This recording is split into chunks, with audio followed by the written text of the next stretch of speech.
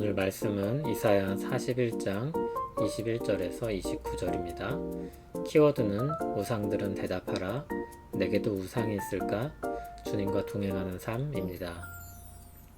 나 여호와가 말하노니 너희 우상들은 소송하라. 야곱의 왕이 말하노니 너희는 확실한 증거를 보이라. 장차 당할 일을 우리에게 진술하라. 또 이전 일이 어떠한 것도 알게 하라. 우리가 마음에 두고 그 결말을 알아보리라.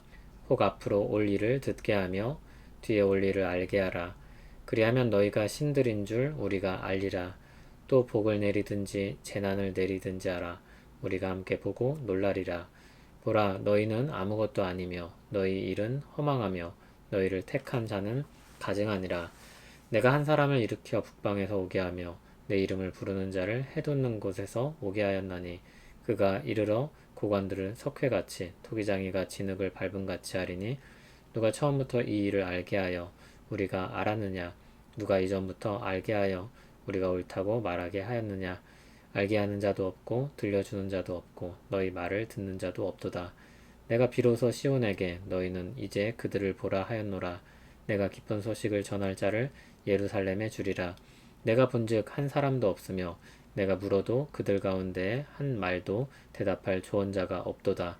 보라, 그들은 다 헛되며 그들의 행사는 허무하며 그들이 부어 만든 우상들은 바람이요 공허한 것 뿐이니라. 아멘. 하나님께서 은혜 베푸심으로 말미암아 자기 백성을 구원하실 것에 대해 말씀하셨습니다. 40장에서는 내 백성을 위로하라는 말씀으로 시작했고 41장은 내 앞에서 잠잠하라는 말씀으로 시작했습니다. 그리고 자기 백성들을 향해서는 두려워하지 말라고 말씀하십니다. 21절부터는 우상들을 향해서 말씀하십니다. 너희 우상들은 소송하라. 사실 우상들은 앞에서 언급한 것처럼 생명이 없으며 사람이 만든 것에 불과합니다.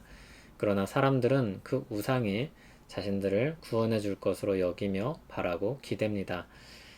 하나님은 그런 기대를 깨뜨려 버리실 것입니다. 우상을 향해 말씀하시지만 그들은 반응하지 못할 것입니다. 소송하라. 확실한 증거를 보이라. 장차 당할 일을 진술하라. 이전 일이 어떠한 것도 알게 하라. 계속해서 반응을 촉구하는 말씀을 하십니다. 우상들이 대답해야 될 말은 자신들이 신이라는 증거를 제시하는 것입니다. 22절 말씀처럼 장차 당할 일, 즉 미래의 일을 말해보라는 것입니다. 이전 일이 어떠한지 살펴서 어떤 결말에 이르게 될지를 이야기해보는 것입니다.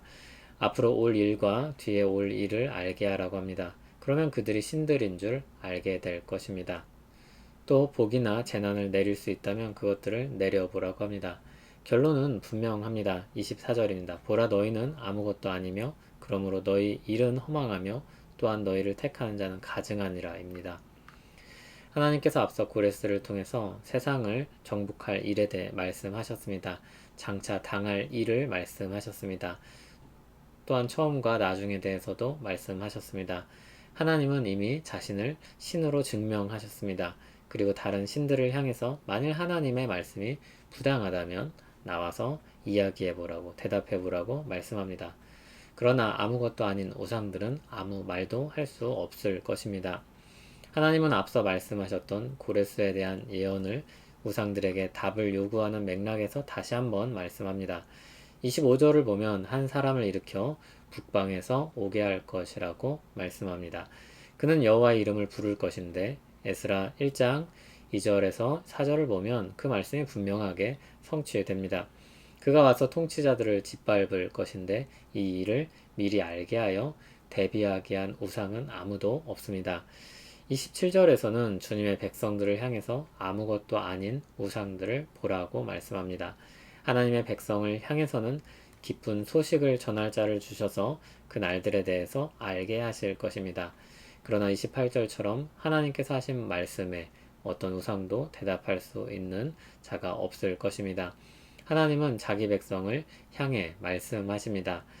보라, 그들은 다 헛되며 그들의 행사는 허무하며 그들이 부어 만든 우상들은 바람이요 공허한 것 뿐이니라. 우상들에 대한 허무는 우상을 의지하고 기대하는 사람들에게는 절망이고 비난입니다. 그러나 하나님을 의지하는 백성들에게는 위안이고 용기를 낼 근거가 됩니다. 우리가 이 말씀을 적용하기 위해서는 우상들이 무엇인가를 규정해야 됩니다. 가장 먼저 오늘 말씀에도 언급되는 어떤 신들로 여겨지는 우상들이 있습니다. 다음으로 신성화시키는 어떤 대상이 있을 것입니다. 크고 통제할 수 없는 자연이나 그 질서 또는 오래된 나무나 바위 같은 것들이 그런 대상일 수 있습니다. 악기는 어떤 물건이 될 수도 있습니다. 좀 더 추상적인 것으로는 어떤 신념이 그럴 수 있습니다. 바탕이 되는 이론이 탄탄하든지 그렇지 않든지 상관없이 진리와 대치되거나 진리 위에 두는 사상이 그러합니다. 대표적으로 과학 만능주의나 정치 이데올로기가 그럴 수 있습니다. 사랑이라는 생각보다 모호한 주제가 그럴 수 있습니다. 징크스도 그런 류 중에 하나입니다. 또 자본주의 사회에서는 재물이 신격화되기 쉽습니다.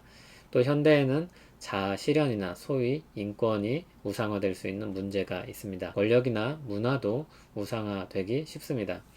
팀 켈러 목사님이 잘 지적하고 있듯이 하나님을 대체하려는 모든 것들은 우상입니다.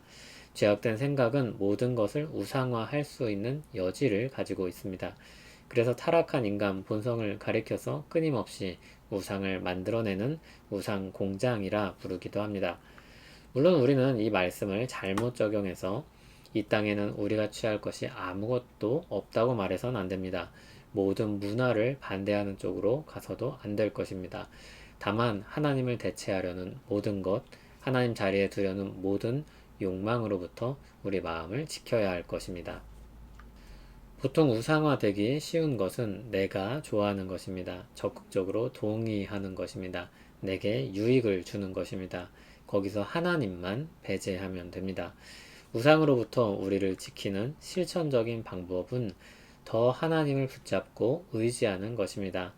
이런 우상이 있구나, 저런 우상이 있구나, 그런 공부도 필요할 것입니다. 안목도 있어야 합니다.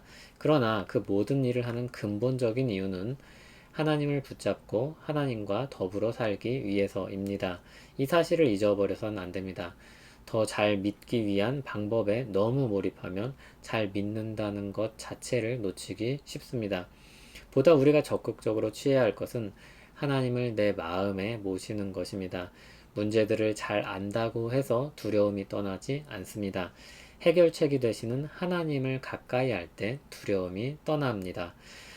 오직 우리를 구원하시고 변함없이 사랑하시는 하나님을 가까이 하며 그 안에서 안식하십시오. 그러면 어떻게 하나님을 가까이 할 수 있을까요? 영이신 하나님을 가까이 하는 삶의 방식은 무엇일까요? 아주 기본적인 신앙생활입니다. 말씀을 읽고 듣는 것입니다. 그리고 그 들은 말씀을 통해 배운 하나님과 교제하는 것입니다. 기도하는 것입니다. 하나님을 찬양하고 하나님께 아뢰며 구하는 것입니다. 오늘 말씀을 통해 우상의 허망함을 새기고 참 신이시며 변함없이 우리를 사랑하시는 하나님과 동행하는 우리 삶 되기를 소원합니다. 하늘에 계신 우리 아버지, 하늘의 지혜와 능력과 권세로 다스리시며 한없는 사랑으로 우리를 붙드심을 믿습니다. 우리가 그 사랑 가운데 거하며 주님과 동행하는 복된 인생 되게 하옵소서. 주님을 붙드는 이 믿음이 헛되지 않음을 기억하게 하시며 그 안에서 안식하게 하옵소서. 유일한 안식처이신 하나님 안에서 쉼을 얻게 하옵소서. 예수님 이름으로 기도합니다. 아멘.